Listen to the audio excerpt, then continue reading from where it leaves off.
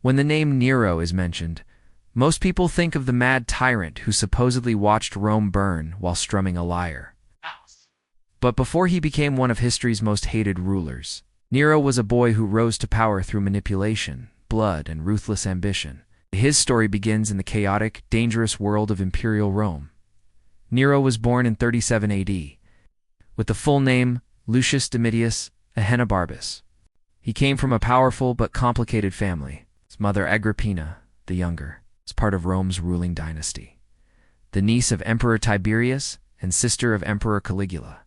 His father, Gnaeus Domitius, died when Nero was just 3.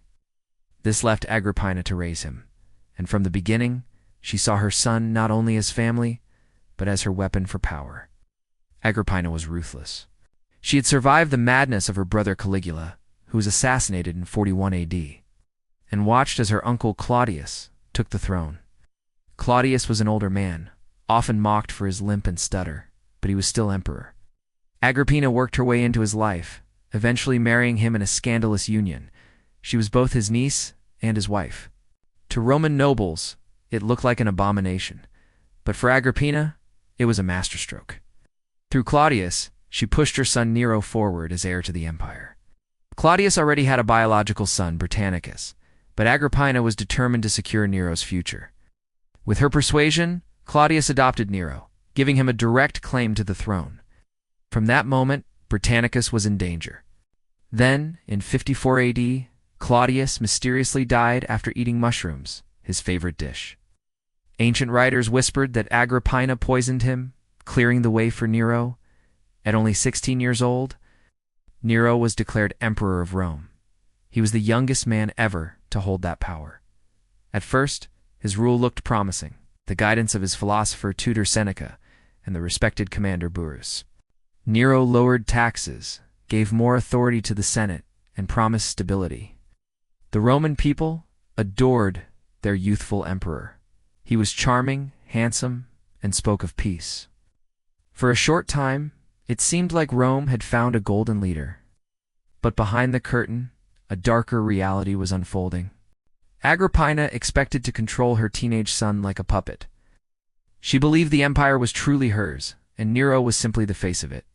She sat beside him at meetings, demanded influence over his decisions, and even involved herself in his personal affairs. For Nero, this constant pressure became unbearable. He was no longer a boy, he was emperor, and he refused to live in his mother's shadow. The tension between them grew sharper with each year. Agrippina was clever, manipulative, and unwilling to step aside. Nero was young, proud, and determined to rule without her interference. Rome had seen many family rivalries, but this one, between mother and son, was destined to end in blood. By the late 50s AD, Nero had begun a journey that would transform him from Rome's golden boy into one of its most feared and infamous rulers. Nero's reign took a darker turn as he grew older. He had little interest in politics or war. Instead, he was fascinated by art, music, and theater. While senators expected emperors to lead armies, Nero wanted to perform on stage.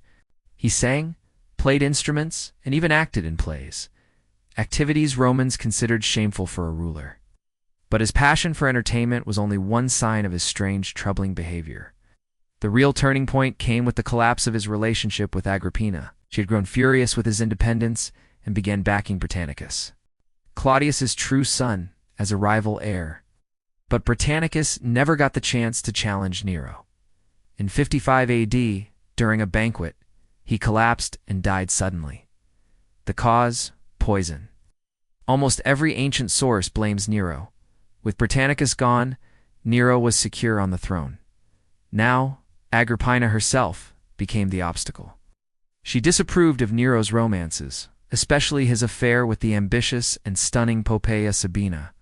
Nero's wife, Octavia, the daughter of Claudius, stood in the way of this affair, and Agrippina fiercely opposed the idea of replacing her. Nero's anger boiled over. In 59 AD, he made a shocking decision. His mother had to die. The first attempt was elaborate. Agrippina was invited onto a boat specially designed to collapse at sea. The trap worked. The ship broke apart, but Agrippina survived by swimming to shore. Humiliated, Nero sent assassins to her villa. They struck her down brutally. According to legend, her last words were haunting. "Strike me in the womb, for there lies the monster I created." With Agrippina gone, Nero was free, but his cruelty only deepened. He divorced and later executed his wife Octavia, accusing her of adultery so that he could marry Poppaea, yet even that relationship ended in violence. In a fit of rage, Nero is said to have kicked Poppaea to death while she was pregnant. The empire watched in horror as their emperor became more unstable. He wasted enormous sums on games, festivals, and his artistic passions. And then, in 64 AD, disaster struck, the Great Fire of Rome. For 6 days, flames consumed the capital. Whole districts were reduced to ash. Thousands were homeless, and the city's heart was scarred forever. Rumors spread quickly. Some said Nero had ordered the fire himself to clear land for a grand new palace. Ancient stories claimed that, while Rome burned, Nero sang about the fall of Troy, comparing himself to legendary heroes. Whether true or not, the rumor destroyed his image. To shift blame, Nero pointed his finger at an unpopular religious group, the Christians. His persecution of them became infamous. They were crucified, torn apart by wild animals in arenas, and even burned alive to serve as human torches lighting his gardens at night. This was the first major persecution of Christians in Roman history, and it was terrifying. From the boy emperor adored by the people, Nero had transformed into a figure of terror. He had killed his mother, his wife, and countless innocents. Now, he was remembered as the emperor who let Rome burn and lit the night with human flames. After the Great Fire, Nero's rule became unbearable for Rome's elite. He began construction on his most ambitious project, the Domus Aurea, Golden House. This enormous palace complex was decorated with marble, gold leaf, gardens, and even an artificial lake. To the Roman people, it was proof that Nero cared more about luxury than his suffering citizens. To pay for it, he raised taxes, seized properties, and drained the treasury. Discontent spread across the empire. In Britain, the warrior queen Boudica led a massive rebellion, burning Roman cities and slaughtering thousands before she was finally defeated. In Judea, unrest grew into war. Meanwhile, Nero cared more about performing in public. He even traveled to Greece to compete in games, forcing audiences to applaud his singing and declaring himself a champion in every contest. The Senate, once powerless against him, began plotting. In 68 AD, the governor Galba in Spain declared open rebellion. Other generals joined him. The Senate finally acted, declaring Nero a public enemy. The Praetorian Guard, his own bodyguards, abandoned him. Alone and terrified, Nero fled the city with only a few loyal slaves. He knew what awaited him if captured: humiliation, torture, and execution. Cornered, he chose suicide. But even this he could not do alone. Trembling, he begged one of his companions to help drive a dagger into his throat. His last reported words were strange and telling: "What an artist dies in me." Nero was dead at just 30 years old. His death ended the line of emperors descended from Julius Caesar, throwing Rome into chaos.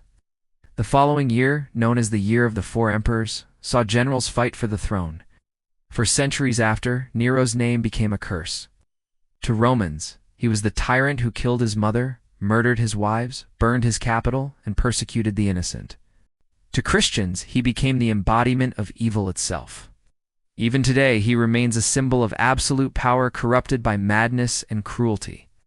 Some historians debate whether all the stories about Nero are true or whether enemies exaggerated his crimes. But truth or myth, his image has never recovered. In the end, Nero is remembered as the emperor who ruled like a monster, and whose fall proved that even the mightiest throne cannot protect a man from his own sins.